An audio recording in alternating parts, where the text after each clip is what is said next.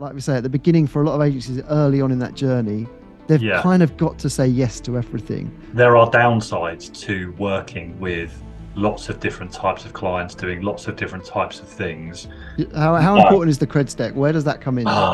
Chris. I hate creds decks, if I'm being honest, mate. I think they're a total waste of time. The creds deck, when it's requested by a prospect, is a positive buying signal. And it's not. It's normally a way of fobbing you off. Oh yeah, send us over your creds, we'll have a look. That's a polite way of, quite frankly, telling you to piss off.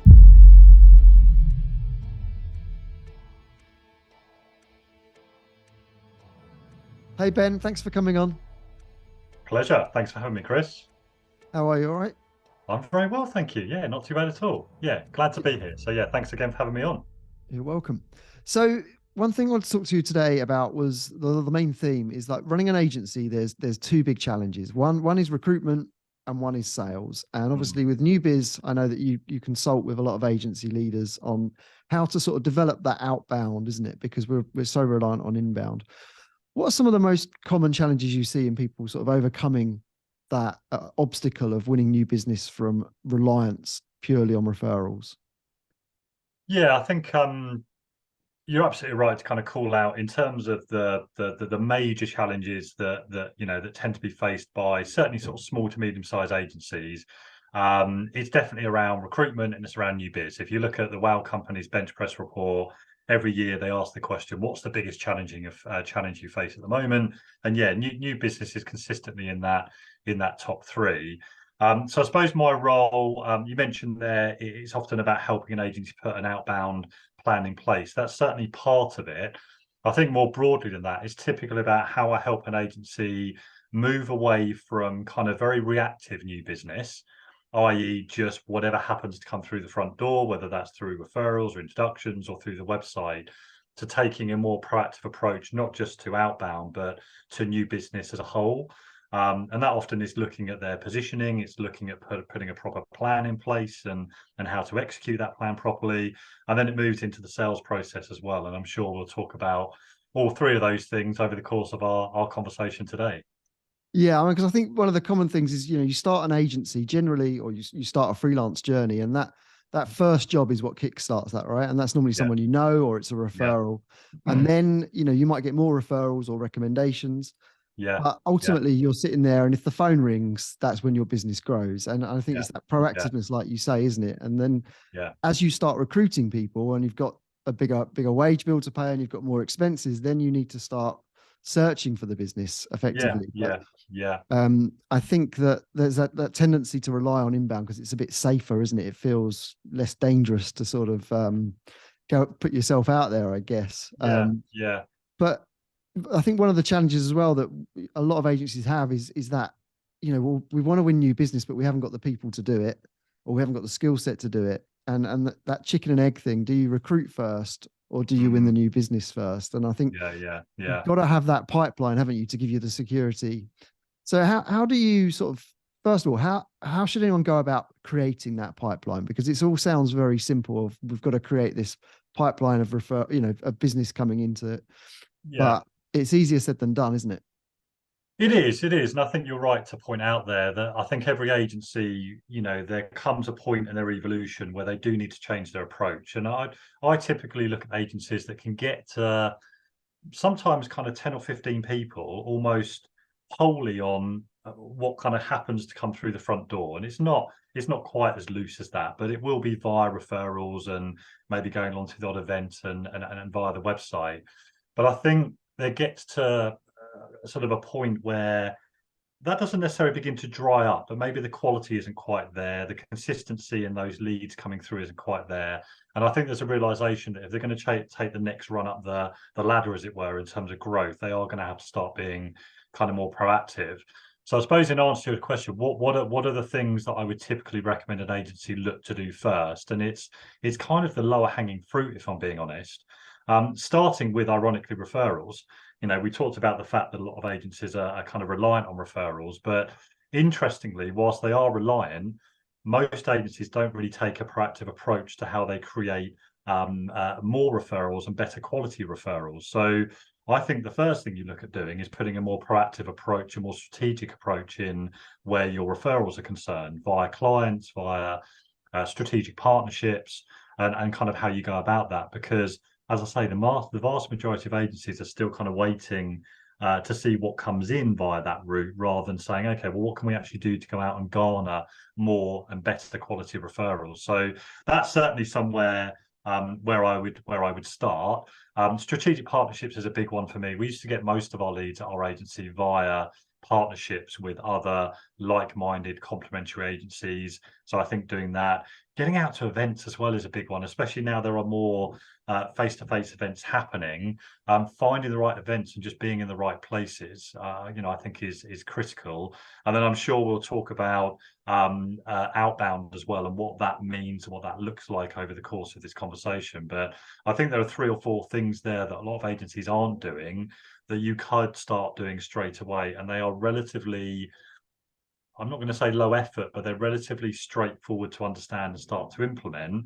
Yes, there are certain methods and tips and tactics you can apply to each of those things, but they are relatively straightforward if you've got the time and resource to execute them.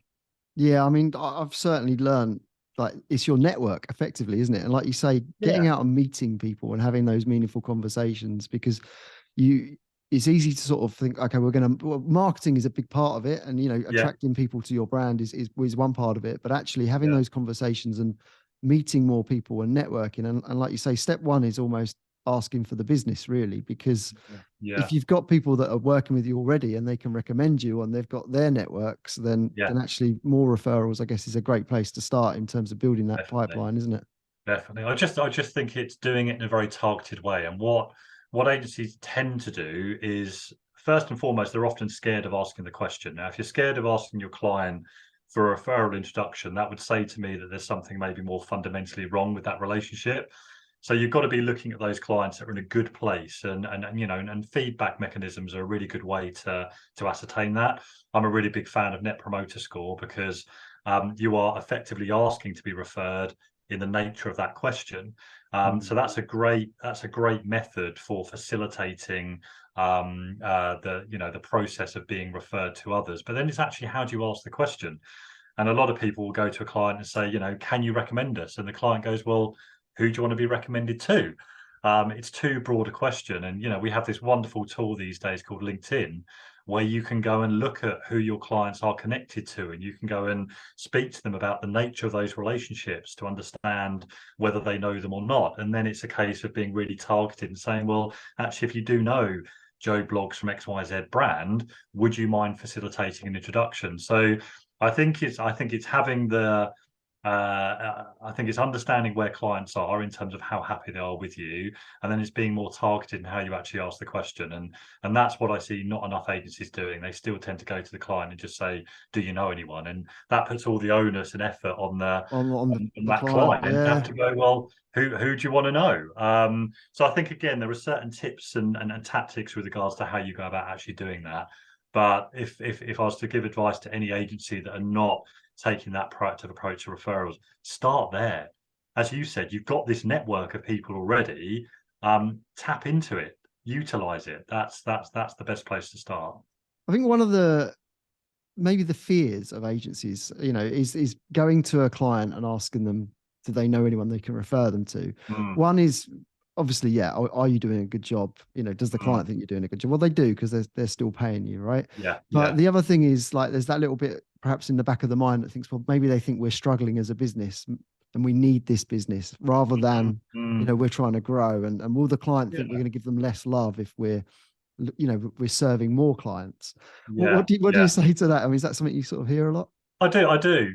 When I go into an agency and we do a piece around referrals, and the first thing I'll do is try and explore, what scares you about taking this more proactive approach to referrals, and all the things you mentioned there are exactly the concerns that come out of it. I think ultimately it will come in how you actually ask the question, and a lot of what I talk about with agencies when it comes to whether it's lead generation or specifically the sales process itself, so much of it is around the language you use. and finding language which you feel comfortable with. And referrals is a great example of that. And I think you're right to call out those concerns, but I would actively encourage any agency to put those concerns aside and really find the language that you feel comfortable with when it comes to actually making that request. And I haven't experienced many conversations with agency owners where they say, once they've got that language right and they've gone to the client and they know the client is in a happy place, if the client is in that happy place, they'll want to help you. They really will. And you know, this leads to another discussion around, you know, do you need to incentivize them? No, you don't. And I think almost that muddies the water a bit. Yeah, maybe send them a nice crate of wine or something after the event. But if a client is in a good place and they will want to help you, there should be no need to incentivize them. So it's just trying to get over these kind of slightly limiting mindsets, I suppose, to some extent when it comes to this kind of thing. When you say that type of language that you use, what can we dig into that a bit? I mean, what sort of how should someone approach a client? I think first and foremost, a great piece of advice that I actually picked up from somebody else that I'm sure we'll come on to in our discussion around the sales process later on is a guy over in the States called Anthony Iannarino. He's written a few books on sales. He's got a great blog, which I'd actually encourage anybody who wants to understand a more sort of consultative approach to selling to go and follow him, find him, read his books and so on. But he provided a really good tip. And that's around the timing of when you actually ask for a referral. And you ask for the referral, at least set the stage for asking for the referral much earlier on in the relationship than you would think. He actually suggests you ask for it during the sales process. So at the point where they give the go-ahead and say, yes, you know, we want to work with you, and you're putting together your T's and C's and so on and having those types of discussions, he suggests at that point you actually introduce the idea of referrals. And you might say something like, you know, we're really looking forward to our work together. You know, I hope you won't mind me asking, you know, in a few months' time, that assuming we meet the targets that we've set, that we might ask you to recommend us to other people in your network that you might know. So you're not asking for referral. So you're sowing the seed early, basically. But you're sowing the seed. Yeah. So in 6 months' time, you are indeed delivering those great results and so on. It's not a huge surprise at that point if you were to go to them and say, you know, you remember that kind of conversation we had a few months ago? You know, would you mind perhaps facilitating that?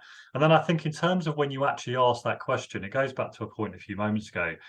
Be really targeted with that question. Don't go to your client and put all the onus on them by saying something like, do you know anybody else that might benefit from what we do? I think you've got to do your research before that. And again, you know, look at LinkedIn. Who are they connected to? Go and qualify the nature of that relationship. So you might say something like, I notice you're connected to, you know, XYZ at this company. Do you mind me asking what the nature of that relationship is?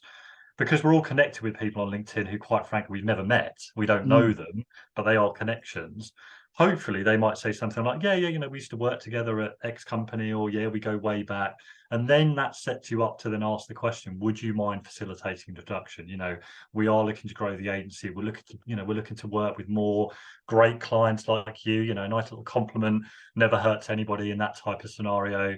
So yeah, I think again, it's that type of phrasing, but it's being really, really targeted, and it's setting it up a lot earlier than most people would probably do typically.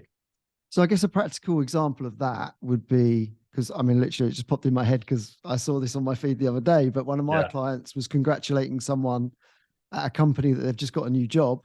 Yeah. Who potentially then is you know, a company I would like to approach. So I guess I could approach that client of mine and say to them, oh, I noticed that you congratulated blah blah on their new job.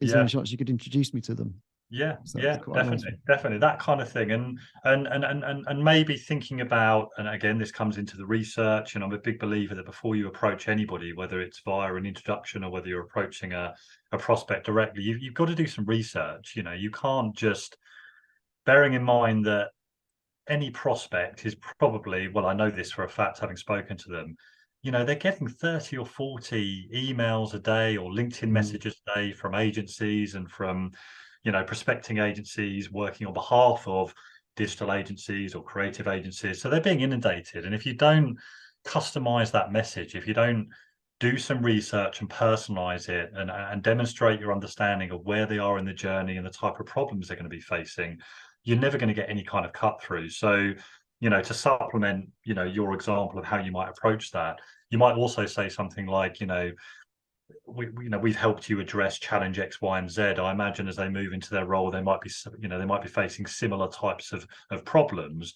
and then ask for the introduction. So I think, a little bit of research can go a long way, and a customization of that message, I think, is really, really important. So then the customization of that message, I think, is a really great point as well, because obviously reaching out or doing that outbound on LinkedIn, for example, there's a lot of scripts and things like that that you can use, hello, first name. Yeah. But how important is it there to show that you've personalized that message? Because I think that's really important, because most of us can spot an automated message straight away, and that loses all appeals, doesn't it? Because it's not totally, yeah. And I think people have also learned this little trick where if you put an emoji in front of your name, yeah. when people use these Hello, automated unicorn. tools, exactly. So I think it's becoming more and more obvious where kind of automated tools are being used. And it's very apparent often, because you'll get a LinkedIn connection request, and you might look at it and go, okay, yeah, I'll accept that. And then of course a minute later you're then being bombarded Get the pitch. with a sales message, and it's because it's automated and it's not customized. It's not it's kind of high volume activity but kind of low quality. I'm a big believer, if you're going to do any prospecting, it's about lower volume and higher quality.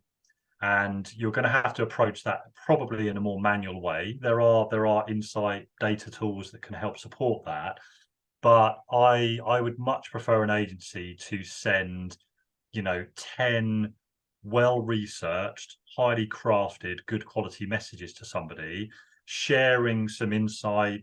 Maybe that's a trends report, or trying to educate and teach somebody something new about themselves, about their business, about their market.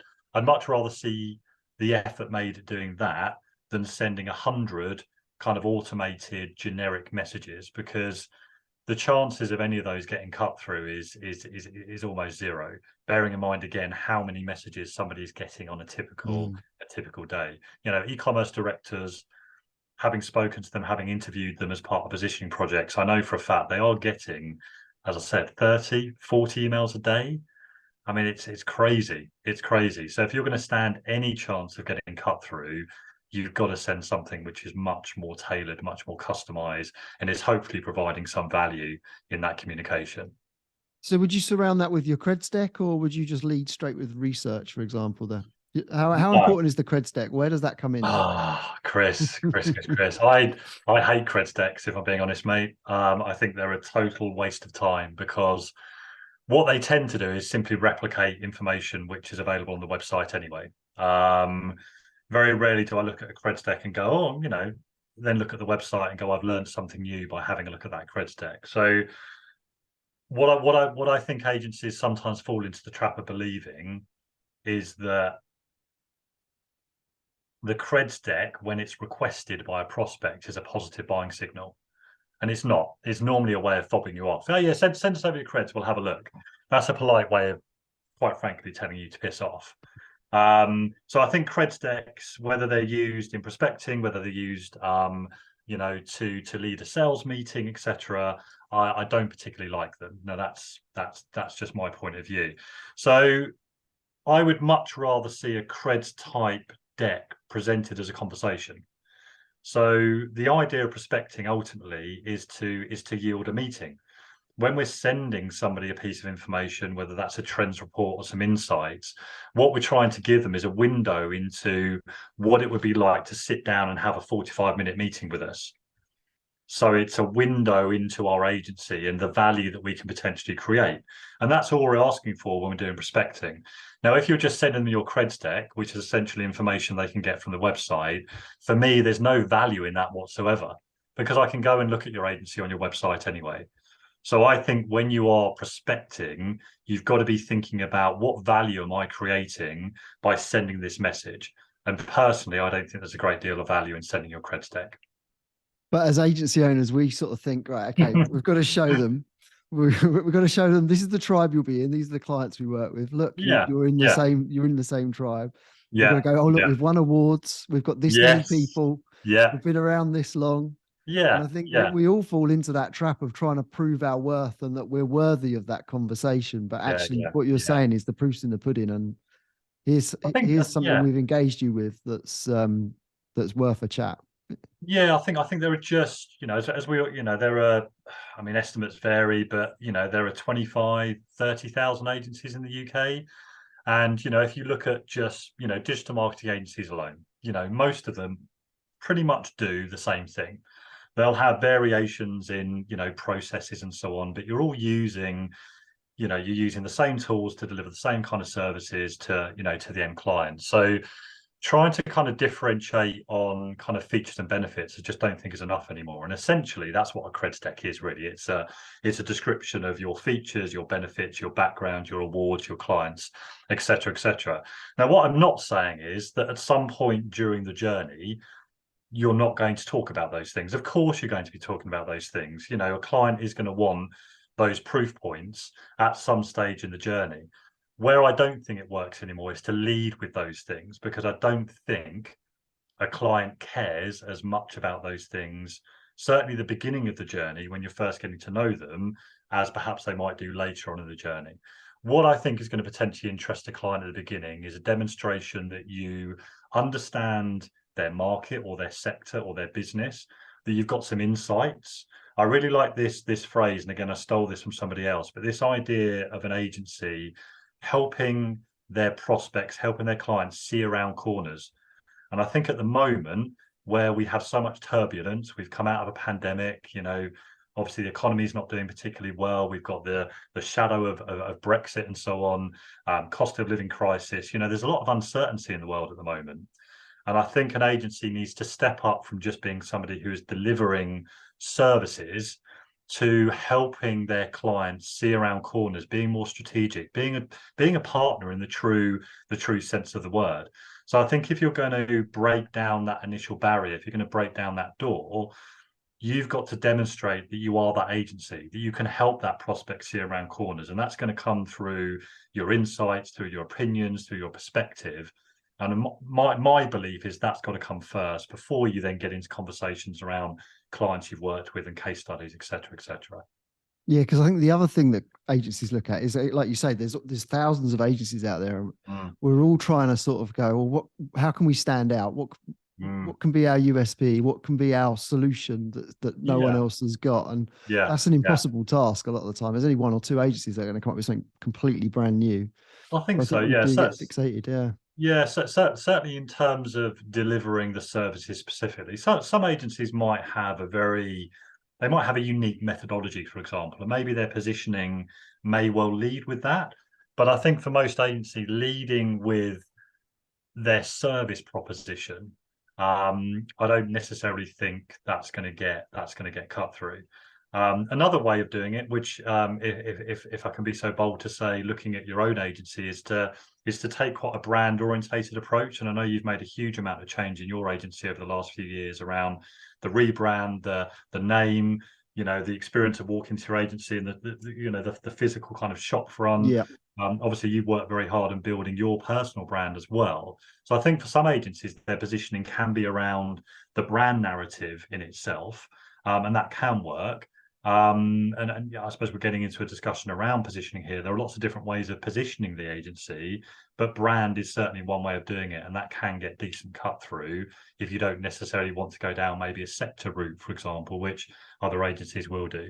But I certainly think it's very, very difficult these days to lead with services as your kind of primary positioning pillar, if you like. I think the positioning thing's interesting, because I think that scares a lot of people as well, and you sort of niche and sort of really narrowing down on that audience. But then again, it's that whole growth thing, because early on, like we said earlier, you start with a referral, and one of the dangers there is, again, you saying no to the wrong opportunities, because you're going to say yes to everything while you're trying to set up your business. And I think as you mature and as you go through it, you think, okay, well, now we've got this sector experience, and you learn. I mean, I'm still learning what clients not to work with, and it's a really brave move to actually turn business down. I mean, I've done it this week for a brand that would fit with us brilliantly, but unfortunately we've now learned what qualifying signals there are, and actually we're running a few races which ones to focus on. But I think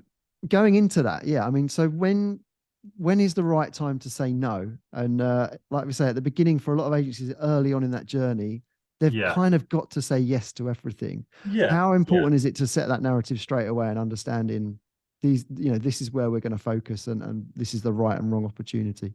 Yeah, I think you're absolutely spot on there. I think when most agencies start out, irrespective of what they do, the services they offer, they will probably tend to work with lots of different types of clients, often across lots of different types of sectors or markets, etc., of varying different sizes and so on. And no issue with that whatsoever. It's exactly what we did when I was helping to run our agency back in the day. We did start out by working with lots of different types of clients across lots of different sectors, just to bring the business in. And then, as you said earlier, once you start recruiting, then you've got more mouths to feed, and obviously that machine then starts of having to kind of feed it to maintain revenue, to then make sure you can pay the bills, etc. What I think tends to happen again at some point in the agency's evolution is they start to realize that there are downsides to working with lots of different types of clients doing lots of different types of things, um, and that perhaps there would be some benefits to becoming a little bit more specialized, and whether you call that niching or specialization or narrowing your focus, whatever terminology you want to put around that. And that typically happens after a few years, and at that point, the agency might start to think about how they're going to go about actually doing that. But there's no definitive timeline on that. It can be, I've worked with agencies that have been around for 20 years and then decide actually now we might need to be a bit more specialist.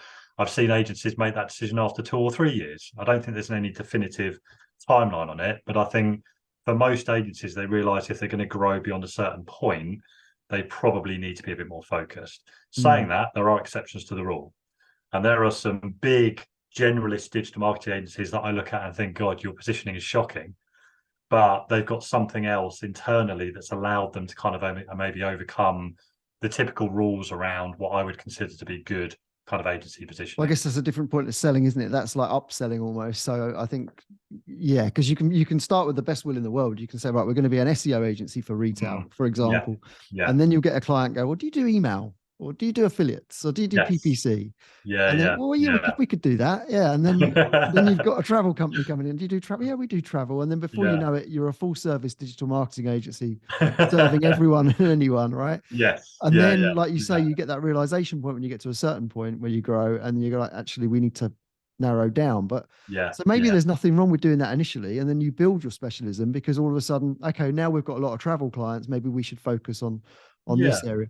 Do you yeah. think that, that should have multiple legs, that stool then? So again, if you was going down a sector route, should you just stick to one? Do you think you should have a backup plan? Because again, it's easy to say, right, okay, you've got a stall, you've got three legs. We're going to go travel and we're going to Mm, go, I don't know, retail, for example. And then our third yeah. leg is kind of like, well, you can come in if you're the right opportunity, whether you're Mm, mm, entertainment or whatever else. yeah, But yeah, again, that's almost that chickening out of that niche yeah, yeah, focus, isn't it? yeah, I think we've always yeah. got to have that backup of that fear of saying no, is because if you've got a really big opportunity that you had to say no to, I think that stands in the way for a lot of agency owners.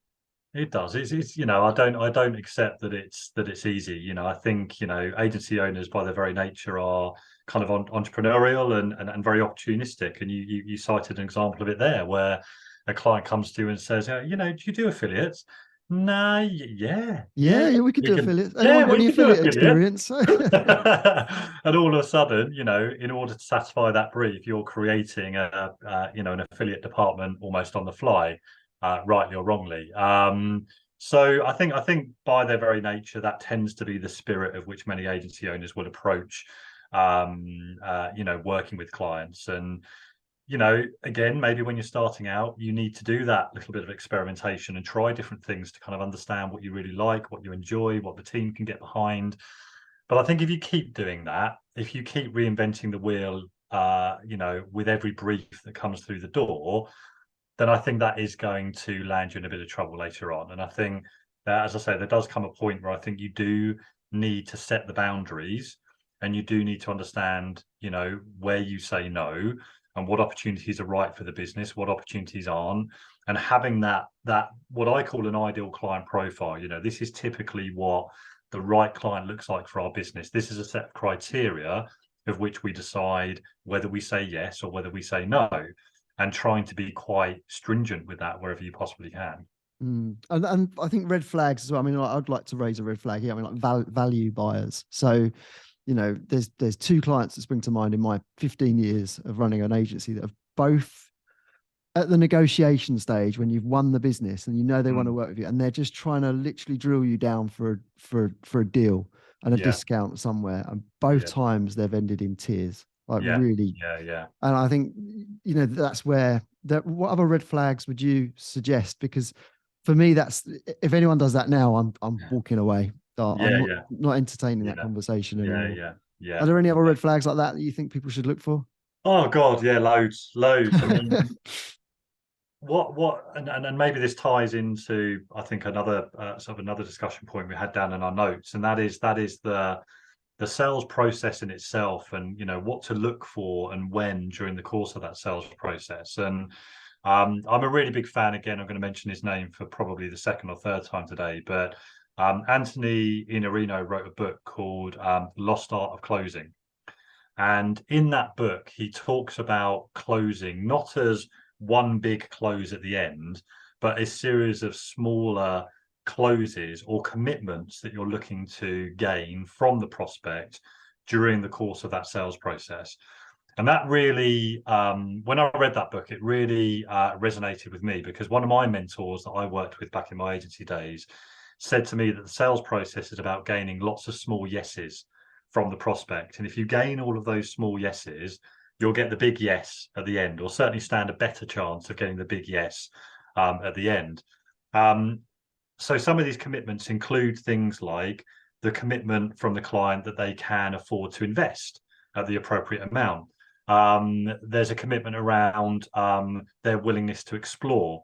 So what I mean by that is, are they open to other ideas, perhaps outside of the one that they think is the right one? Because what often a client thinks they want and what they actually need, as you will probably know, can often be very different. Are they open to exploring that? Are they open to bringing in other stakeholders and working in a more sort of collaborative way to put together that proposal? So there are kind of 10 or 12 of these commitments. So I suppose, in answer to your original question, a red flag would be any time you can't gain one of these commitments. So I wrote a post, I think, a couple of weeks ago on LinkedIn about the issue that agencies often have to get a budget out of a prospect. And often, you know, a prospect will be really guarded about that, and they won't want to reveal what their budget is, even though there is one there. For me, that can often be a bit of a red flag, because if they're not being open, if they're not really same, because you could go for all of that, and their exactly. expectations might be completely different to what you actually offer. Completely. And if you can't, you know, and I'm a big believer in having that money discussion very early on in the process, because if you can't have that, and if they're not willing to be open in sharing what that budget is, then how do you go away and shape your solution or your proposal? Because you don't know what you're working with. You know, are you working with, you know, but if you hit the target, Ben, you know, if you hit that ROAS target, that budget's unlimited. We'll spend until we've all heard that one. Exactly. So I think I would urge anybody to listen to this, to, you know, to go and seek out that book.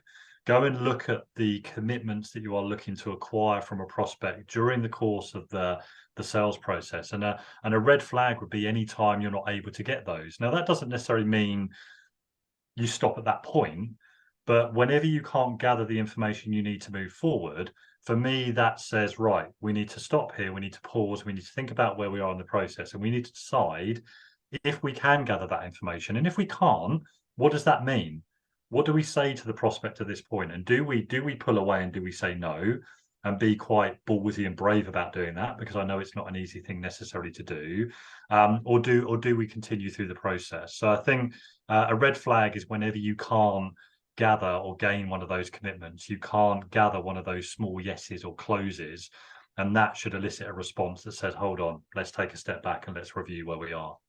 Yeah, I mean, we got given a great scorecard metrics from Spencer at Agencynomics, and we use that now all the time. And it is literally things like, have they got a budget? do you have a cheerleader in camp, things like that. Yeah, It's changed how we approach new business, definitely. Yeah, definitely. And I think even, putting scores against that and trying to look at it in a really kind of objective way. And I think the problem that a lot of agencies have is they don't have that framework, so it's all very subjective and gut feel, and what they end up tending to do is jump far too quickly from a conversation or two at the beginning to saying, yeah, we'll write you a proposal, and they haven't gained enough of those commitments before they've said they're going to create a proposal. They send it via email, of course, and then what happens? It disappears down that dreaded black hole, and they're chasing them, and then worst case scenario, the prospect comes back and says, oh, we're going to stay with the incumbent. You're like, what a total waste of our time. well, So it's the fishing for strategy as well, isn't it? That's the other thing. yeah, It's a lot of the time, well, not a lot of the time, but you do see brands that they'll reach out to agencies with this pitch, with this promise that they're going to bring in a new agency, and they're really just fishing for a strategy. And the next thing you know, we're bringing it in house. Actually, we've got our strategy now from 5 agencies, and that will lead the in-house person to execute it. yeah, definitely. And I think that for me is not acceptable behavior on their part. But the reality is that in some ways they have been conditioned by agencies to know that they can do that. Because over time, agencies have given away their strategic nous, have given away their ideas, have given away their creativity for free as part of the sales process. And if you read, the likes of Blair Enns Win Without Pitching, which I'm a big advocate of that type of approach.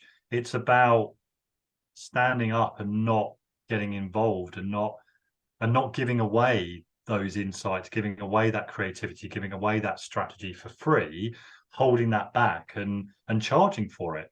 Well, When that's the the big thing, competition puts isn't their it? money in the Because I mean, pocket. it costs so much. I mean, it costs so much money and time to produce these proposals. It is thousands of. I mean, for us, it's thousands of pounds, Yeah, and yeah, you know, yeah, again, you only learn by wasting your time and spending all that time and money and effort. yeah, You could take people off accounts to do work on a new business yeah, proposal. They could be sitting up till midnight doing it. Then they traipse to yeah, the other side of the country to deliver it, yeah, and yeah, all for nothing. And that's a lot of investment to weigh up that opportunity. So I think it's yeah, really yes, important that, yeah, yeah, you yeah. have that qualifying point. And I think you only get that from experience, unfortunately. So I think that a lesson to anyone listening to this is get that as quickly as possible, because it will save you a lot of time and cost, isn't it? Absolutely, yeah, yeah. Define what the right client looks like for your agency. Come up with that kind of ideal client profile. Get that down on paper. That creates your qualifying framework, because you're looking for clients who fit that ideal client profile. They might not tick every single box exactly, but you've got to have some kind of framework. And then, as you said, turning that into some kind of scorecard, and that shapes the questions you're asking during the course of that qualifying piece. I think it's so essential. And you touched on it there, not to mention the effect on sort of mental well-being around pitching as well. There's a Yeah, lot yeah. of conversation and discussion, quite rightly, about this at the moment. The time being put in by agencies, the overtime, the late nights, etc., spent working on a prospect's business for free, in the hope at the end of it that they might then give you some money. Well, and And the real kick in the teeth on top of that is when they then ghost you. So you could do yeah, all of yeah, that, yeah, and yeah, then you just don't hear from them for yeah, several months, and it's quite hard, yeah, mentally, like you say, you've done all of that, and then you just get yeah. nothing. And Well, absolutely, absolutely. And often they come back, and I think there's little techniques again you can do just to sort of prompt that conversation back up. yeah, yeah, But yeah, yeah, it is hard work for a lot of agencies, because it's so important to win that new business and that growth. yeah, yeah, But then I guess yeah. that leads me on to a nice next point, is like Mm, in our world, what should a business owner look for if they're looking to bring external sales support in? So I think there's two things. Like, a founder is obviously the best salesperson for the agency, but there yeah, gets to a point where they want to bring in external support, and they want to bring in a biz dev person. And I think there's a few things we can talk about here, but mm, mm. that at what point should someone look with that? How much does new biz sit with the founder? Should a wider team do anything to support that new business? But I guess the first point is, when should you look at bringing in a new business person, do you think, as an agency? Yeah, I don't think there's any kind of hard and fast rule on when, in terms of whether it's, whether it's turnover or whether it's kind of headcount as to when that would typically happen. I think generally I would say there comes a point where the MD or whatever senior person with the agency who has had that responsibility for managing new business realizes that they can't do it on their own, that they need some form of support to sit alongside them. The other problem they will then have is, okay, well, what does that support actually look like? Mm, Because when we talk about business development, new business, sales, all the different terminology we use around this stuff, there isn't actually necessarily an accepted definition of what that actually means, certainly in terms of a role within an agency. So for some agencies, it might be actually what we need is a real lead generator. We need a sort of an SDR type role who is not bashing out the phones, but is responsible for that prospecting piece. And it's about creating opportunity that the MD can then qualify and then manage the sales process from there. For other agencies, maybe the MD wants to sort of step away from that role entirely. An MD is often teaching you to suck eggs here, but you're wearing multiple hats, and you probably get to a point where you can't do everything well. You've got to maybe focus on doing 2 or 3 things really well, and you might say at that point, I need to hand over the business development role to somebody else.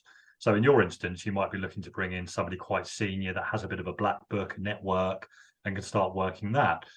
For others, it might be actually a marketing person is the best first port of call, and you need to ramp up the marketing, and you take more of an inbound approach where you're then generating leads through that method. So there's no one size fits all solution. So I think at that point, it comes down to defining of the people you already have within the agency, what are they going to carry on doing? What role are they going to continue to play in how this agency generates opportunity and converts that opportunity into new clients?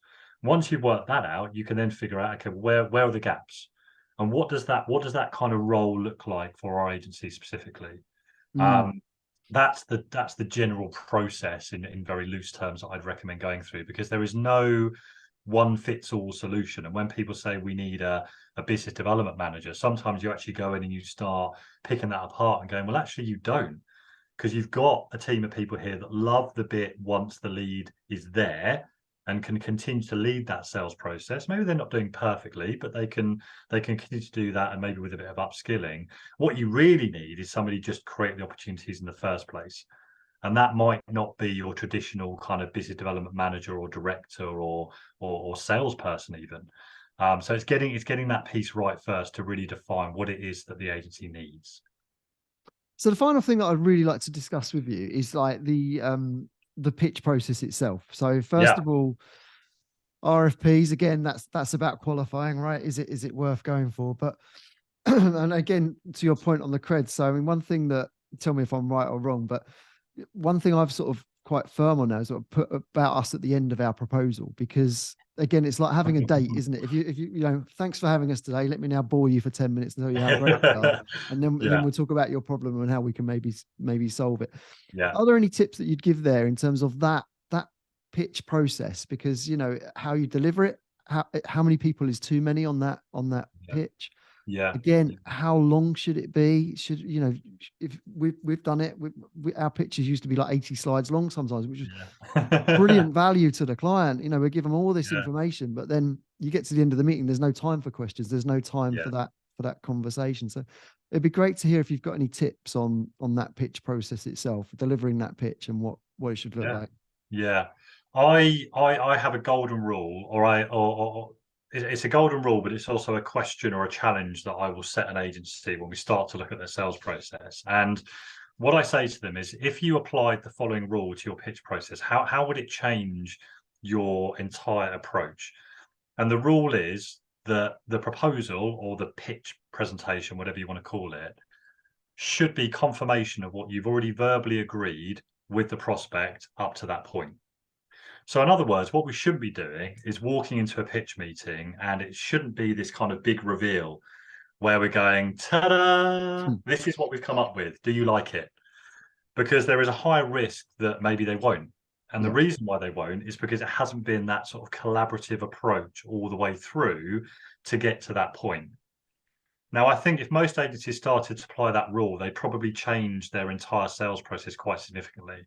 What I think they should probably, or would probably do, is start to think, well, we should probably have more conversation, shouldn't we? If we're going to agree what the proposal should look like verbally, then by its very nature, we're going to have to converse more with the prospect to get to that point. We're going to have to involve them more in how we design what goes into that proposal and what the solution looks like.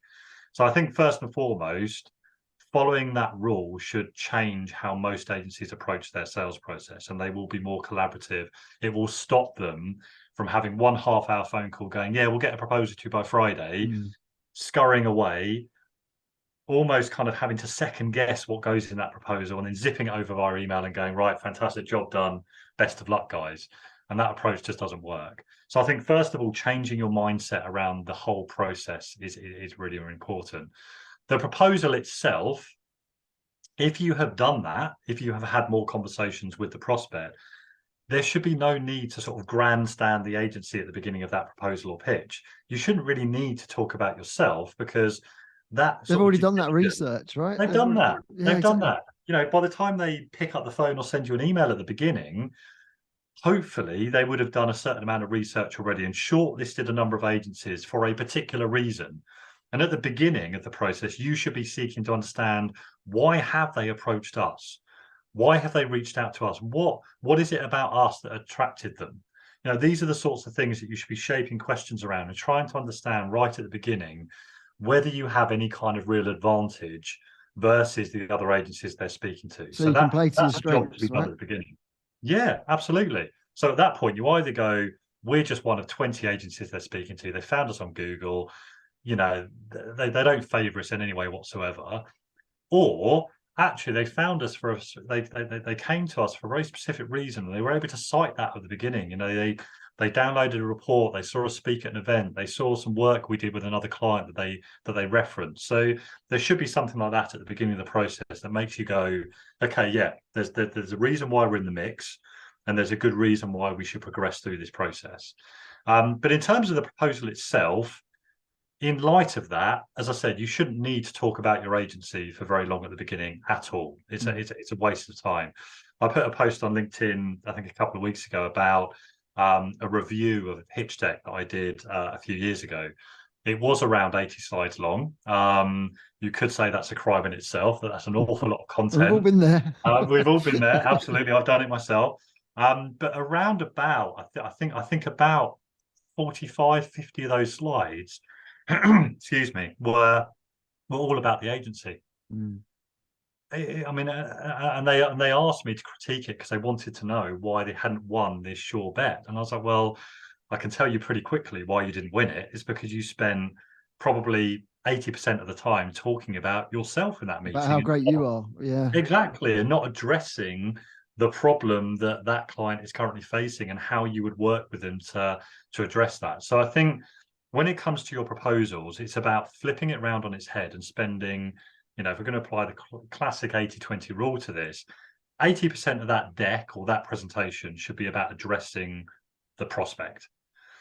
The rest of it at the end, you might put things about you, but they're probably in an appendix, because all you're really doing is probably repeating stuff that, again, is on your website. It's there if you want it, or you've shared it with someone else that doesn't know who we are. It's in there, the copy that you send, kind of thing. But exactly. And you know, if they are sharing with other people, ideally, if you are going and doing a presentation, whether that's over video or in person, ideally, you want to have those people in the room anyway. You know, and that goes back to what I said earlier on about gaining these commitments. One of the key commitments you want to gain in this day and age, bearing in mind the number of people involved in the typical decision, is getting stakeholder involvement early.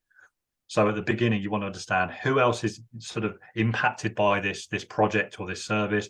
When should we involve them in the process? They need to be involved ideally early on, so you can be shaping the proposal around their needs, their concerns, their motivations. And certainly by the time you get to the presentation, they should be in that room. So again, there shouldn't necessarily be a need to be talking about the agency for very long at all. Mm. The structure of the presentation or proposal should be very much focused and in favour of the prospect. I think like the ultimate, and you know, I don't know how I've got to this, but at some point with a couple of new business things we've won recently, I've not even done a pitch. I've Brilliant. actually ended up giving them a proposal in email because of a lot of things that you said. If you can build that rapport and you can understand the problems and you Yeah, discuss through what the solution is, and you almost yeah, verbally agree, well, this is the yeah. solution, and then you break it down in an email with pricing, how much time that saves. Ah, And yeah, yeah, yeah. that's got to be the ultimate for anyone, but it's easier said than done. Like It people is. It forget is. that. It tends to happen in less formalized. Mm. If it's a very formalized RFP process, that's Yeah, very you're not going to one get for away one. with that 100%. Yeah. Exactly. But But if you've got a when foot in you're the a door, exactly, but when you're a well-positioned agency, and as a result of that, you're getting inbound inquiries, which are a really good fit around that positioning, they're more likely to be non-competitive. yeah, Or even if they are competitive, they've reached out to you for a reason, and they probably know they want to work with you, but they're going to have to ask a couple of other agencies to propose anyway. mm. But in those types of scenarios, that's when absolutely you have the Try and opportunity. save yourself work, basically. Try and see if Totally, you can close it that totally. way. Yeah, Yeah, yeah. again, going back to kind of the idea that some of the ideas that Blair Enns talks about in the Win Without Pitching manifesto is this idea of the one-page proposal, that you shouldn't be going away and writing a chapter and verse, Mm. document as 40 pages or 60 slides or whatever. How can you engineer a situation where you reduce the amount of time and effort you have to spend to win the business? And you do that ultimately by having more conversations and not relying on a written document to do the selling for you. But again, so many agencies are almost programmed to assume that to win the business, we've got to write this You long-winded got to produce the proposal. best deck. You Yeah, don't. You don't. See if you can break that mindset and go about things in a different way. And you do that by quite simply conversing more. The more you mm. converse, the less you have to put down on paper. That's brilliant. And then I guess the final piece of the jigsaw, the final part of the whole journey, if you like, is closing the deal. So, Mm, you've mm, delivered your pitch. yeah. You think you've done well. The client says they'll get back to you on Wednesday. Wednesday comes and goes. The weekend Yeah. comes and goes. You Yeah. get to Yeah. the Yeah. following Wednesday. How do you Yeah. chase it up? How do you close the deal? I think more broadly, it goes back to this idea of closing not necessarily being a single act that happens at the end of the process. Closing is lots of small closes, lots of commitments you are gaining from the prospect along the way, which in theory should make that close a lot easier to gain at the end. That point at which you're actually asking for the business. And indeed, you should directly ask for the business during the course of that pitch meeting. You should Mm. say, I believe we've satisfied the brief. I believe we put together a solution which addresses all of the problems. You're asking the question, are there any other concerns, any other questions, any other worries? If not, can we move forward on this basis? So you should find a way and find the language to directly ask that question at the meeting itself. But there is a good chance that they're going to turn around and say, yes, we'd like to go away and have a chat about it, and we'll get back to you on Wednesday. What I would suggest you do at that point is try and involve yourself in that internal discussion. So what you might say is you're likely to have a number of questions during the course of your internal discussion. Could we arrange a time now? Could we book a call in the diary right now before we walk out the room to resolve any of those questions, to resolve any of those concerns that you might have? So try and retain control of that process. Whenever we walk away from a meeting, or whenever we have a phone call and we don't agree a clear next action, that's when we're losing control of the process. And that pitch meeting is a great example of where that commonly happens, because the Mm. client will say, we'll get back to you on Wednesday, and you go, fine, yeah, and you walk out the room and go, Yeah, hopefully we'll it'll know on be on Wednesday. Wednesday. Yeah, we'll know on Wednesday. And Yeah. as you said, Wednesday passes. And then, of course, you're back in that situation where you're doing the chasing. And who want it's a horrible position to be in, because you desperately want to know what the answer is. And you're sending them emails or give them a call and they don't get back And then to you you. don't want to email them too much. You don't want to call them. You don't want to feel Yeah, pushy. yeah. You don't want to be And desperate. it's just I used to hate that. I used to hate that not knowing and Yeah. being the person that's chasing. So anything you can do to try and retain control of that situation, I would thoroughly suggest you try and do that rather than just letting them walk away and hoping they're going to be getting back to you on a certain day. The only other thing I would add to that is, if you are following up, what can you follow up with that again provides some value? So if you've had a discussion at the meeting about, I don't know, a certain topic or trend, or have you got a piece Have of you got a bit of content insight or you can follow up with a month later, just yeah, out of the blue or yeah. whatever? So that might take away a bit of anxiety that you're just sending that, "Hi, it's me again. Have you made a decision yet?" Maybe, "Hi again. I was thinking about something we said at the meeting or we talked about. I just thought you might find this article useful." So you're providing some value when you are following up. Again, that it's all about these sort of small things you can do that might hopefully add up to make the difference. And that's just a small example where you might be able to do something which is not just sending the old classic "Have you made a decision yet?" type email.